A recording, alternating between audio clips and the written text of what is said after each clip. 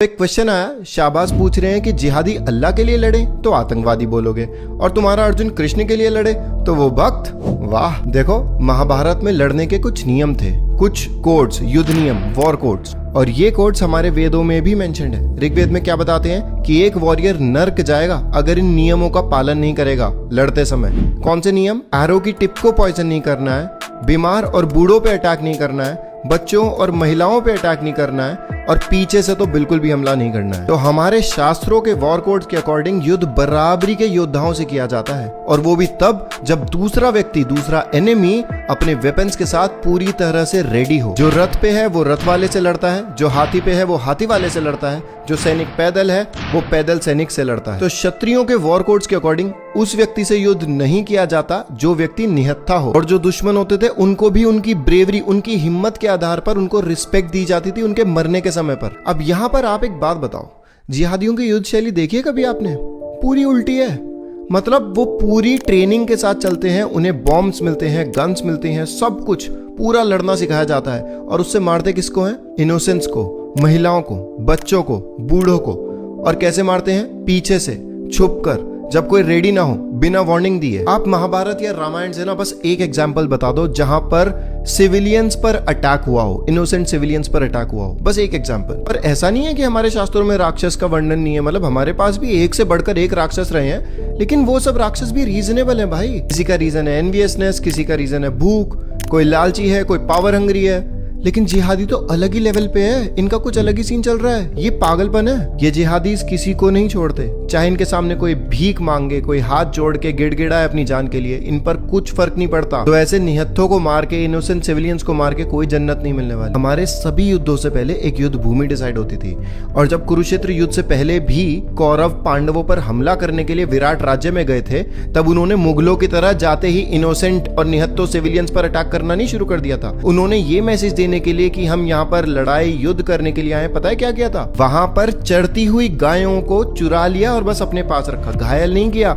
मारना तो खैर फॉरगेट अबाउट इट, लेकिन बस उनको अपने पास रख लिया, ये मैसेज देने के लिए कि हम यहाँ पर युद्ध करने आए हैं। और मुगल जब आते थे क्या करते थे, ये तो आपको पता ही होगा, आप हिस्ट्री बुक्स उठा के पढ़ सकते हो। हम आपको यहाँ पर ये सब नहीं बताएंगे कि कैसे महमूद गजनवी ने 11वीं सेंचुरी में लाखों हिंदुओं का इस कदर नरसंहार किया था कि उस पूरे इलाके का नाम हिंदू कुश पड़ गया। कुश मतलब स्लॉटर, जहां पर नरसंहार हुआ हो। हम आपको यह भी नहीं बताएंगे कि कैसे मोहम्मद गौरी ने 12th सेंचुरी में 17 बार भारत को इन्वेड किया था, और तब यहां पर आके क्या हाल मचाया था उसने, वो सब आप रीड कर सकते हो। और उस सब के बावजूद पृथ्वीराज चौहान ने उसे हर बार क्षमा किया। हम ये भी नहीं बताएंगे कि कैसे उसके बाद सभी मुगल रूलर्स ने, कुतुबुद्दीन, इब्राहिम लोडी, हुमायूं, बाबर, अकबर, जहांगीर, शाहजहां, औरंगजेब, आदिल शाह, हैदर अली, टिप्पू सुल्तान, सभी ने कैसे हजारों मंदिरों को तोड़ा, मस्जिद बना लिया, विष्णु स्तंभ को कुतुब मीनार बना लिया, औरतों को सेक्स स्लेव्स बनाते थे। आप ये पूरी हिस्ट्री ना कहीं भी इंटरनेट पर कहीं भी पढ़ सकते हो, क्योंकि अगर हम मुगल्स के हिंदुओं के ऊपर अत्याचार को लेकर वीडियो बनाने बैठ गए ना, मैं सच कह रहा हूँ, ऐसे डिस्क्रिप्शन है ना कि मजाक नहीं कर रहा, यूट्यूब फट जाएगा।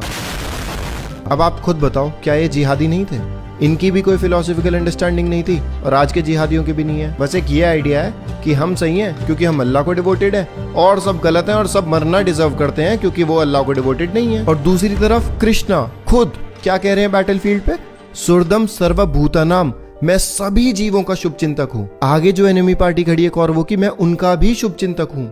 तो प्लीज समझो, कोई कंपैरिजन नहीं है। सनातन धर्म हमेशा हमें सेल्फ डिफेंस सिखाता है। ऋग्वेद में साफ साफ लिखा है, हमलावरों को भगाने के लिए आपके हथियार मजबूत हों, आपकी भुजाएं शत्रुओं को रोकने के लिए पर्याप्त शक्तिशाली हो, आपकी सेना प्रतापी हो, दुष्ट न हो। तो भाई हमसे अटैक होता ही नहीं है, शास्त्रों ने सिखाया ही नहीं है हमें।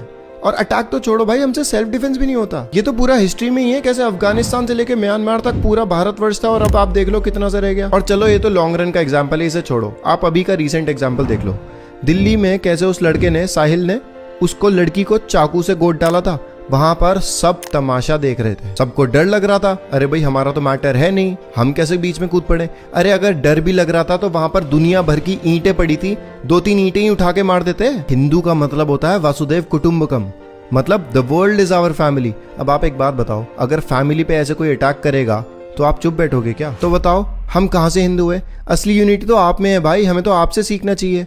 अगर जस्ट इमेजिन, अगर आपके इलाके में ऐसा कुछ हो रहा होता तो आप लोग क्या उस व्यक्ति को छोड़ते जो ऐसे अटैक कर रहा था? आप लोग तो गार्ड देते, गार्ड। तो भाई हम सब फर्जी हिंदू हैं, हिंदू होने का मतलब ही भूल चुके हैं।